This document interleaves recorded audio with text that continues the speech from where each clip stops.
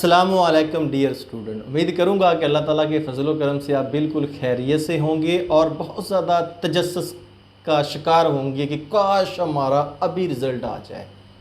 यकीनन रिज़ल्ट आप जानते हैं कि लास्ट वीडियो में भी मैंने बताया था आपका Punjab board committee of chairperson के फैसला के मुताबिक मैट्रिक का जो सालाना इम्तिहान 2024 के नतज का ऐलान मौखा 9 जुलाई बवक्त सुबह 10 बजे मुतवक्का है। और अब इंशाल्लाह कल 9 तारीख है तो 9 को सुबह 10 बजे रिज़ल्ट जो है वो बोर्ड की वेबसाइट पे आप देख सकते हैं।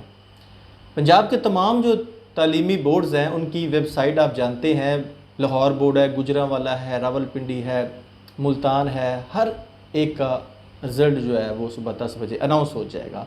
तो रिज़ल्ट अनाउंस होने के बाद अक्सर बच्चे परेशान हो जाते हैं कि हमारे साथ शायद ज़्यादती हुई, हमारे नंबर बहुत ही कम आए हैं। कुछ बहुत ज़्यादा खुशियाँ मना रहे होते हैं कि हमारी जो मेहनत है पूरा साल, पूरा एक साल नहीं बल्कि 10 साल की जो मेहनत है वो रंग ले आई है। और आज शाम 8 जुलाई को जो पोजीशन होल्डर बच्चे हैं उनका भी ऐलान कर दिया जाएगा। आप देखेंगे टीवी के ऊपर, मीडिया के थ्रू आपको पता चलेगा। और अगले दिन सुबह 9 जुलाई को बोर्ड के अंदर उनकी एप्रिसिएशन के हवाले से जो एक मीटिंग होगी जिसमें जो पोजीशन होल्डर बच्चे होंगे उनको बाकायदा जो बोर्ड की तरफ से इनामात होते हैं, मेडल्स होते हैं, वो पहनाए जाते हैं। तो यकीनन ये एक बहुत ज़्यादा खुशी का लम्हा होता है कि जिसमें बच्चे ने 10 साल मेहनत की हो और उसके बाद उनको जब रिज़ल्ट की शक्ल में रिवार्ड दिया जाता है तो खुशी की इंतहा नहीं होती। तो मेरी दुआ है कि अल्लाह ताला आप सब बच्चों को अच्छे से अच्छे नंबरों के साथ कामयाब करे।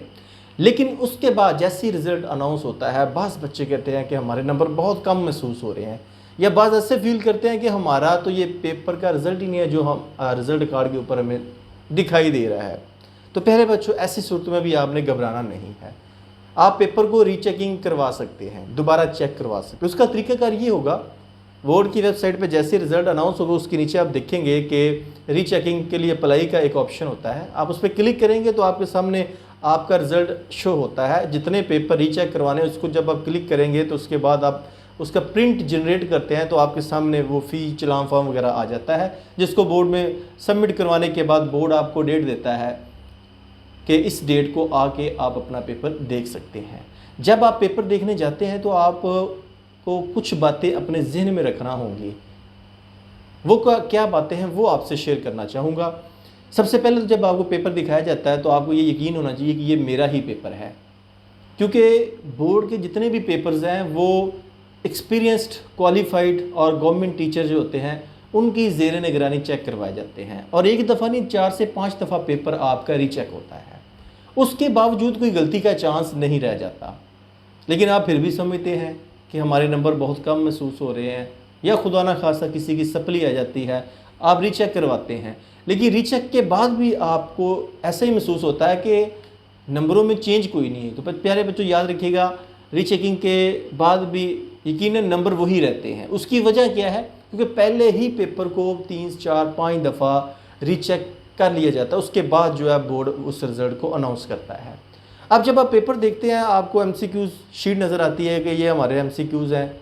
उसमें अगर आपने कोई मिस्टेक की है तो यकीनन उसके मार्क्स कटते हैं जो बोर्ड ने इंस्ट्रक्शंस दी होती है। अगर उससे हट के आपने पेपर अटैम्प्ट किया, जैसा कि MCQs में आप देखते हैं आपने ओवर राइटिंग की है, फ्लूइड का इस्तेमाल किया है, या इंक रिमूवर का इस्तेमाल किया, या किसी भी दूसरे तरीके से काट कर डबल किया है, जैसे भी किया आपका जो आंसर है वो गलत तस्वर होता है।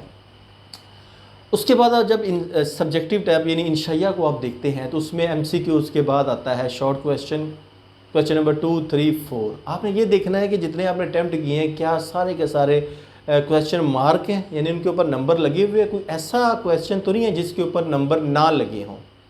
जिसके ऊपर नंबर नहीं लगे आप उसका क्लेम कर सकते हैं। आप बोर्ड के मुतलका जो भी वहाँ पे साहब बैठे हैं आप उनसे बता सकते हैं कि ये मेरा क्वेश्चन अनमार्क है। ऐसा होता नहीं है, लेकिन आपकी तसल्ली के लिए बता रहा हूँ, आप दिखा सकते। इसी तरह आपने लॉन्ग क्वेश्चन चेक करने हैं, 3 में से 2 करने हैं।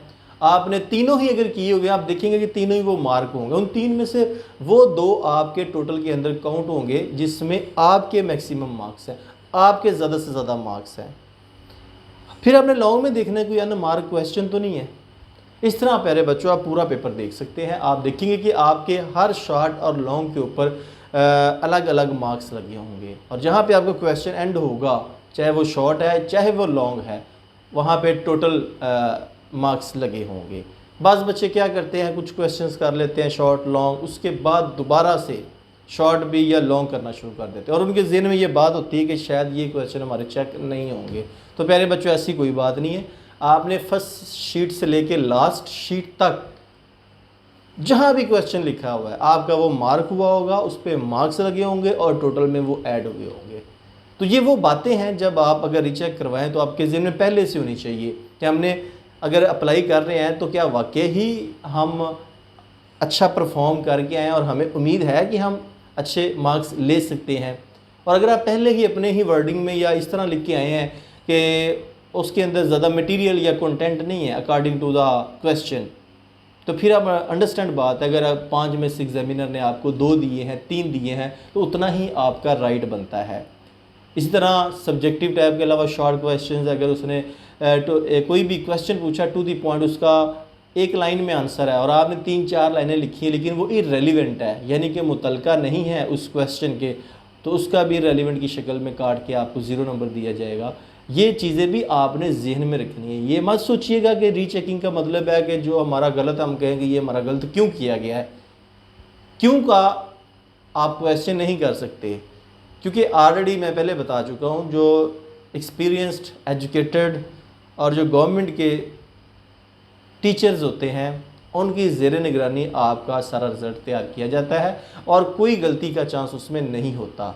रीचेकिंग का मतलब रिकाउंटिंग आप कह सकते हैं कि दोबारा आपका पेपर रिकाउंट करके आपके सामने जो अनमार्क है वो आप बता सकते हैं, उसके मार्क्स ऐड हो सकते हैं। और अगर आप कहें कि जो एक क्वेश्चन 5 नंबर का मेरा उसमें 1 लगा है या 0 लगा है, उसको मैं चैलेंज करूं कि मुझे उसमें से कुछ ना कुछ नंबर दिए जाए, ऐसा नहीं हो सकता, क्योंकि टीचर सारे सेम क्राइटेरिया वाले होते हैं, सब्जेक्ट स्पेशलिस्ट होते हैं मुतलका सब्जेक्ट के, जो आपके पेपर की मार्किंग करते हैं। उम्मीद करूंगा कि इन बातों को आप मद्देनज़र रखेंगे, और अगर फिर भी आपके ज़हन में कोई क्वेश्चन हो तो इस वीडियो के नीचे कमेंट बॉक्स में अपना क्वेश्चन ज़रूर पुट कीजिएगा, और अगर ये वीडियो पसंद है इसे लाइक करके दोस्तों के साथ भी ज़रूर शेयर कीजिएगा ताकि वो भी इससे फ़ायदा उठा सकें। और अगर आप चाहते हैं कि डेली बेस पे हमें साइंटिफिक केमिस्ट्री फिजिक्स बायोलॉजी के वीडियो लेक्चर वसूल हो तो इस चैनल को सब्सक्राइब करना मत भूलिएगा और साथ बेल आइकन का बटन दबाइएगा। तो नेक्स्ट वीडियो तक आपसे इजाज़त चाहूँगा। अपना बहुत ज़्यादा ख्याल रखिएगा। अल्लाह हाफिज़।